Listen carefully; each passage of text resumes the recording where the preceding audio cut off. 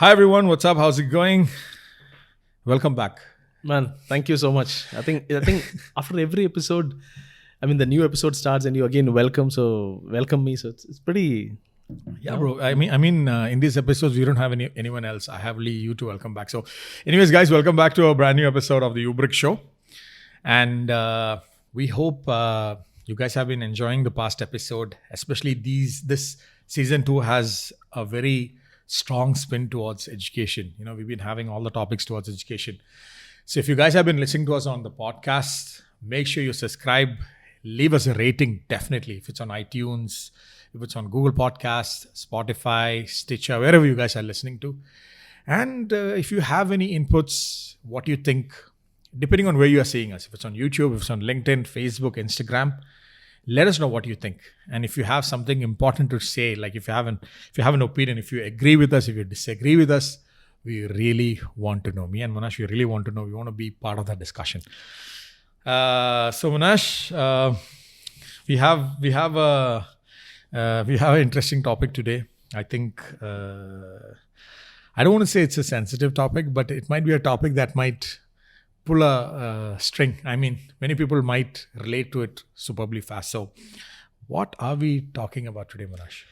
Yeah, today is going to be really interesting. This is something that the universities have been working on for a very long time. And we can see they keep working on. So we call it, we're going to name it the CRM dilemma for universities. CRM dilemma, yeah. The reason is because, Sheyaf, we've been around for a very long time, probably 7 to 10 years with the universities in the space, especially in the Middle East. And every year, this keeps getting evolved, So there are CRMs being tested, CRMs being looked at. The IT department is throwing some options. The marketing guys are telling, guys, this is what the feature I want. The admission guys, in between, they're trying to do their job and stuff like that. So this has been a dilemma going ahead. So, Chef, why is this such an ongoing process? Why is CRM an always-on discussion for most of the universities? I think taking a step back, one of the reasons, we want to actually also emphasize. Now, many of you might be thinking, why do we need a CRM to begin with, right? So we'll tell that in the next 5 to 10 minutes. But I think many universities, or K-12 for that matter, education in general, they are still working out of Excel sheets. And believe me, in the past 3 months, the amount of meetings or the discussions I've had when, for example, ask them for their enrollment data or show us if you can send us, it's always Excel sheets. Excel sheets with like unending, like never-ending tabs.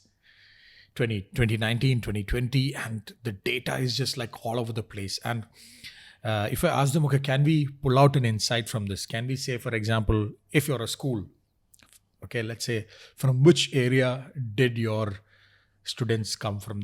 Which area? Like, is it Dubai? In Dubai, is it New Dubai? Or let's say, which source did your maximum enrollments come from? So, average, how many touch points did prospect take before they enrolled? So things like these, right? They have no clue. And like you said, this is why. So everybody knows. I'm not saying that everybody knows this is a challenge. This is a problem, and this is why these projects become never ending. Because I remember 3 years back talking to one of the higher education, university here, and they are telling, we are in the process of selecting. Fast forward 3 to 4 years, 2 to 3 marketing managers or directors, they're still looking at a CRM project. And maybe on the 3rd or 4th year, another university will say, we've shortlisted something, but this will take a year. The reason is they will say, intake, the September intake is nearby. Okay, this is too crucial now. We cannot make any changes.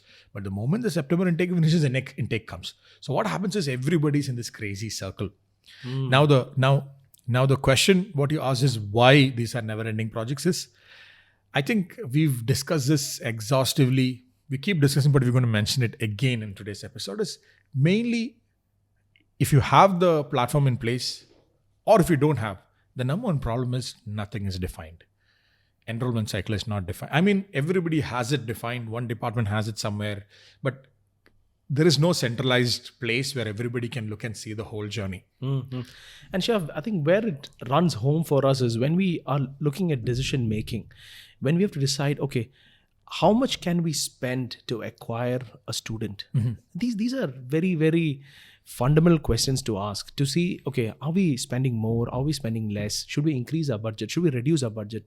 Should we offer scholarship as an option? All these are financial decisions actually that can be done towards using data.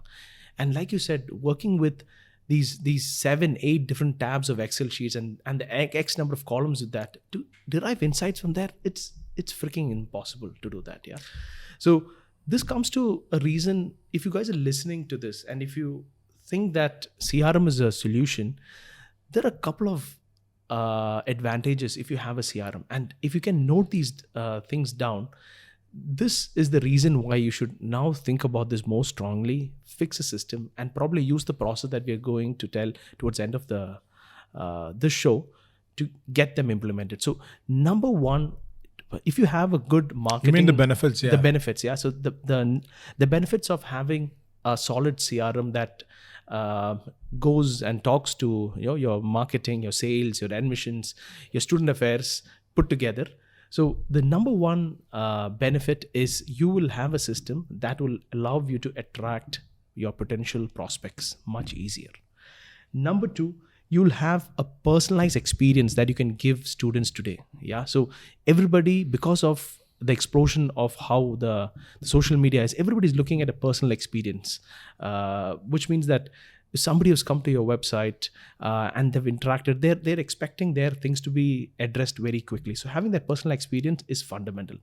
Number three is having a good system that talks to each other, a CRM, especially as a backbone. This will speed up your enrollment process. The whole cycle. The whole process, the cycle can be really, really fast-tracked. And number three is fundamentally to measure ROI, your return on investment on your marketing spend, on your sales department, your call center. So understanding that these are the 4 fundamental benefits that you'll have from a CRM. So in a nutshell, having the CRM has all these benefits. And coming back to the thing of why these CRM projects are never ending or never successful, usually we said things are not defined. A second thing is not all stakeholders are involved. This is a very important thing. Another thing that we see is not all CRMs are suited for education. Literally, we keep mentioning this. Education has very unique requirements compared to a B2B or a real estate, because or an e-commerce. So not all. And so what happens is when it is not a good fit, right? So the product that is being offered, usually there is a mismatch. And what some of these companies, some of the big guys, depending on how good the sales department is, they really try to push, because we've actually seen some really good CRMs, okay? But the principal companies who are trying to sell them, because of the person who's selling does not have the expertise in education, right, was not able to do justice. Like I've been through demos as such where we have a university on board and we are trying to showcase a particular CRM. Okay, the university wanted to shortlist and we were there on this, one of our clients. And we were surprised to actually see the person, showcasing the demo is not touching on any of the pain points of the university, whereas the CRM has full capacity on that. So I mean, definitely. So one is the CRM not being a good fit. Another is the integrator or the solution provider not having a very good handle over, the CRM. And lastly, I think in one of the episodes, Monash was also mentioning the reasons implementations fail after implemented is because no trainings. People are not trained. So one of the universities that we're working with, we are doing this whole process, exactly what we are trying to define, we are trying to implement, we are trying to do everything. But what we've understood even from experience is, okay, we decided initially it is going to be one session, bringing 10, 15 people. But already we've spent close to 10 hours training these people. And like Sheyaf, you were mentioning about playbooks, yeah? So having these playbooks so that people keep coming, going, departments grow or shrink depending upon what the business needs are. This playbook will allow you to standardize processes. And where we have seen implementation going south is you have a very mammoth software that has come in. There are probably 30 different features, and because of the implementation during that duration, or the partner in place or the team in place, you're probably only using 2 of them, and you're just leaving the rest 28 out there. Yeah, so you've seen implementations where powerful systems are in place. Yeah, we are talking about things like Salesforce, which is a mammoth system that can inter-department can work together. Yeah. But unfortunately, the right product is not put in place, and the right trainings are not put, because of which probably you're just using it for landing pages or capturing user intent, but the rest goes to another system which does not talk to each other, and end of the day, decision making really suffers. Yeah, and one of the very interesting other, I'll share a very it's a personal experience recently that I had, and even professionally I had this experience when we are doing this diagnosis for a couple of universities. Like I mentioned in one of the episodes, we 5 to 6 team members from our team went and signed up for different university courses. 5 of them did on the same day, 2 of them did on weekends, just to see the response times. Now 3 people who signed up on the same day got a call. 2 people did not get a call. 1 person did not get any call. Okay, the one who signed up on a weekend, for example, got a call after 3 days. For example, I was one among them. I got a call which I did not pick up because it was from a mobile number. Then I get an email saying we tried to call you. So I replied back to the email saying, "What did you guys call from mobile number? Was it you guys?" I did not get any response up until 2 days. Yeah. Then I got a response saying yes. And after that, the discussion just died off. Nobody followed up with me. I signed up for masters. Okay. In my case, I'm a person who's trying things out. But what if I was an actual lead? Opportunity loss right there. I'll give you a more recent example. For example, the process of me signing up my daughter to school. She's going to start school. Now, this is, I would call myself an inbound lead, where I did not go through an ad. My details, they had my details. They called me first. I had a talk with them, and I gave my wife's number. And these people went ahead and called my wife. And at that time, my wife was not free to talk. And she said, "Can you please call me tomorrow or after 1 hour?" 4 days went by. Nobody called from the school. Now, just look at this. I'm an inbound lead. I've already made up my mind that this is the school my daughter is going to go to. So 4 days, no calls. And in this 4 days, my wife keeps trying to call this number, but nobody's answering, because maybe it's a number only to call, not for incoming calls. Let's assume. Now, what happened is after the 4th day, we get hold of somebody. And then again, the process starts. Okay, the assessment test was done and we did the school visit. So just imagine how many wastage, like how many leads like this are going out of the system in schools, universities. The reason is because we've seen this firsthand.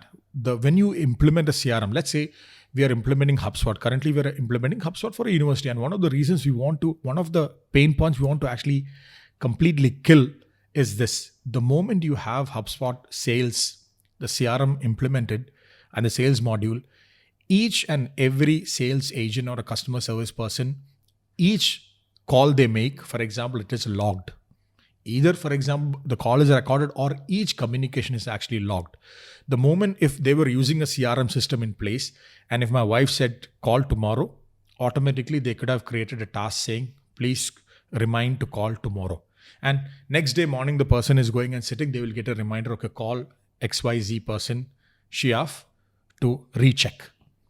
Now, Sheyaf, I think to summarize the whole discussion of the CRM dilemma is, if you don't have a system in place, you're leaving cash on the table, which you're not encashing.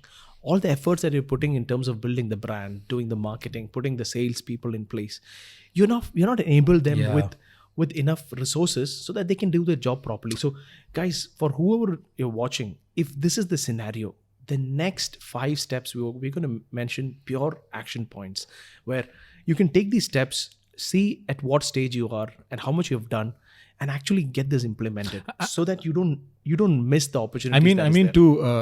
These are steps, for example, the 4 steps, for example, which definitely if you're going towards a CRM implementation, these are the 4 steps. If you actually follow, is the best case scenario. Monash, what is the first step? Yeah, first step definitely is to map the whole journey. yeah, is to map the journey from a prospective student or a parent. For example, what you see up on the screen over here now is actually the step that a fictitious school or higher education will actually go through. So somebody becomes a lead by filling up a form. Then once they fill up a form, somebody would get in touch with them and nurture them, and then they become something what we call a marketing qualified lead. MQL, yeah. Once they are nurtured further, in terms of somebody has given them a call, a salesperson has given them a call, they become something like an SQL, which is a sales qualified lead. Then you schedule a fundamental thing, which is like a virtual visit or a school visit or a campus visit, which again solidifies and increases the brownie points of becoming a more highly qualified sales lead. Then it basically goes into finance, where you send in the papers. Just to add, Monash, I think what you mean is when the school visit happens or the virtual tour happens or the campus visit happens or open house, this means it's a superbly hot lead. Yeah. So you can actually prioritize your resources towards it. Yeah, the finance gets involved. Then the paperwork is done, and they become a student. So this example is of a fictitious school. So this is step number 1, is to map the student journey. The whole journey. And for this, ideally, you need to create a task force, have different departments come in together. All the stakeholders, yeah. It could be marketing, sales, operations, student affairs, probably your friend desk and the admissions team. They come together and actually create such a flow. And as detailed as possible, your version 1 should consider all the scenarios that are happening right now. Okay. And adding on, then once you've actually mapped this, the whole journey is clear, mapped. Step number 2 is when, like we like to go shopping. Look around, what is your budget, okay? And what you're actually exactly looking for, the problem you're trying to solve. This is when you go to the market and see what are the solutions available. Always, it's highly recommended when you're looking for a solution, look for a solution where there are some case studies within education. Really, really helps for 2 reasons. Because sometimes, even in this scenario, you might find a solution which has an implementation outside UAE. If you are in UAE, let's say. So finding a partner who's actually implemented it locally might be a challenge. Mm-hmm. So there are many CRMs, for example, which are education specific. Now there are many CRMs, for example, HubSpot, which we work with a lot. It also really works well for the the processes that we are actually talking about. Or there are you have Zoho, you have Marketo, you have a lot of other options. But for us, when working with education, we prefer or we like to work with HubSpot because HubSpot has a lot of capacities and capabilities. And there are a lot of examples of good implementations which you can learn from. And you don't have to reinvent the whole wheel. Yeah. Like if, for example, if you guys are going to reach out to us or, we can actually show, for example, a good implementation, how it actually looks like as well. And moving on. So step number 2 is step number 1, you have the whole thing mapped out. Step number 2 is now you go and look at a CRM platform, okay, which can actually look at prospect to enrollment. Again, we are only looking at the CRM, not the ERP, not the LMS and not everything, just the CRM. Step number 3 is now setting up this CRM. Now, when you're looking at the CRM, you also look at the CRM, which is very well, it's open. It can be integratable. And, again, coming back, the reason we look at HubSpot is very, very open. You can integrate it with most of the popular ERPs and systems out there. Yeah.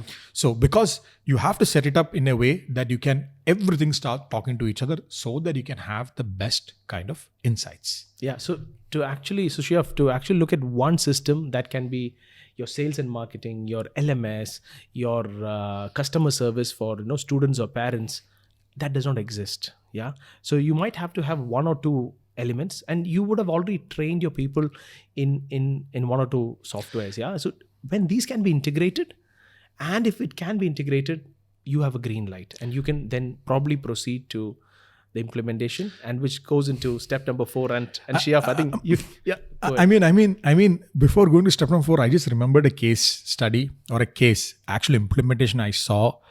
What Mkt4edu has done with HubSpot in Brazil. Yeah. It was crazy. So we talk about HubSpot. This is about HubSpot, guys. This is a proper plug for HubSpot, yeah, and for good reason. HubSpot has sales, it has marketing, and it has something called Service Hub. Now, personally, I've never seen such a usage. So what this particular one massive university in Brazil, yeah, what they've done is, so I got the live demo. I was looking and somebody from the university are showing me this with the Mkt4edu team is. So how they used the service platform. So sales and marketing is already there. HubSpot is connected to their LMS or attendance management system. So for example, the moment a student, his attendance score goes low, okay, like for example, he's not attending all the classes, online classes, virtual classes, which is usually a very big indication that the person is going to drop off. So let's say they've set, if the person did not show up for class 3 times or their grades have been going low, a particular, automatically that education system, that LMS or whatever student management system it notifies HubSpot, and automatically a workflow is triggered where the service creates a ticket and a meeting link and is sent to the teacher or the student affairs or whoever is in charge of that class or that student, saying a meeting has been scheduled with the Zoom or Teams link, whatever.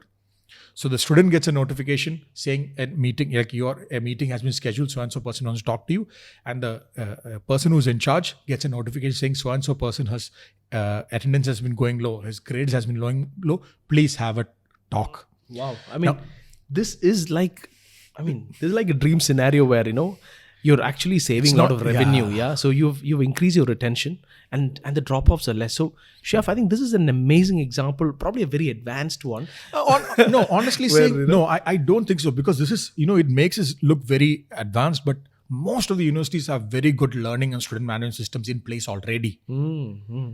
All you need to do is just an integration and 1 or 2 workflow setups. Like it's an automation workflow kickoff. Believe me, it is not as difficult as it sounds. So I'm like, definitely guys, there are a lot of examples like this, and even the local, like currently the university, one of the big universities that we're working with, we've done this for, we have done similar things, not this exactly, hopefully in the future. So reach out to us, we can actually show you guys what we've done. And lastly, Monash, this is your favorite, the 4th step. Man, yeah, this is where you move the biggest rock. That is your people, the people behind the whole process. So it's very easy to throw money and buy a piece of software, but people are that functioning elements that actually makes or breaks it. Yeah. So making sure that the system is in place, the different departments are trained, not once, but probably there are a couple of checkpoints to find out, are they liking the system? Is there anything that can be made better? Having, like Sheyaf, you keep mentioning about playbooks. So having playbooks in place for each department so that the system is used to its fullest. The potential is actually uncovered. So training people, retraining them, getting feedback from them, having sales playbooks. I think this is fundamentally step 4. Sheyaf, what do you think? Yeah, definitely. I think everything end of the day comes back to, that same example of, you've got the Tesla. You've bought the Tesla. Now you need to teach people how to use a Tesla, how to charge the Tesla, how to use the autonomous feature. Like I remember there was a time when we used to work with one of the automotive brands at one point, and we used to get cars every week, lovely client. Back in the day, and I started driving this car, and I'm used to cruise control, right? And this car has adaptive cruise control, and I never knew. For 10 days I drove, I did not know. And suddenly one day, I was watching a video and somebody was telling, this car has this feature. Adaptive cruise control is not like rocket science, but it's quite a step up.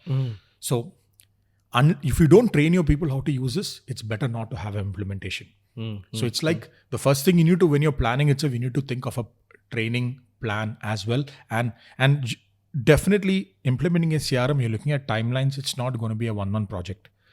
2 to 3 months project. In this 3 months, you will have everything set up and running. So don't initiate this mid of your September intake. Ideally, I would say immediately after your September intake is when you need to look. So hopefully before your next September intake, everything, the whole machine has gone through 2-3 rounds of optimizations, and you are well and good to go. And coming back, so definitely we really recommend. I'm sure there are a lot of especially for sales, marketing, admission, enrollment, and all this process, we really recommend HubSpot. Okay, we love working with them. And one of the reasons is because of Mkt4edu, the partnership that we have, they are one of the 21 elite partners in the world. Mm-hmm. And again, education. And again, these are the 4 steps we have probably summarized. Yeah. So I'm sure practical people, practitioners who've implemented this, you must be seeing some other there might be more steps. more options or some pitfalls.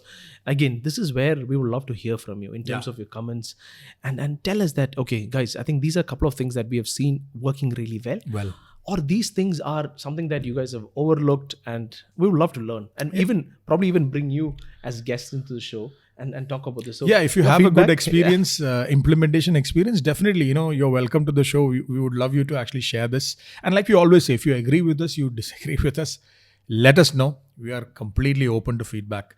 So, Monash, I think with that, we can wrap up today's episode. Definitely. And guys, as always, we will see you in the next episode. Take care. That's all from us. Bye-bye.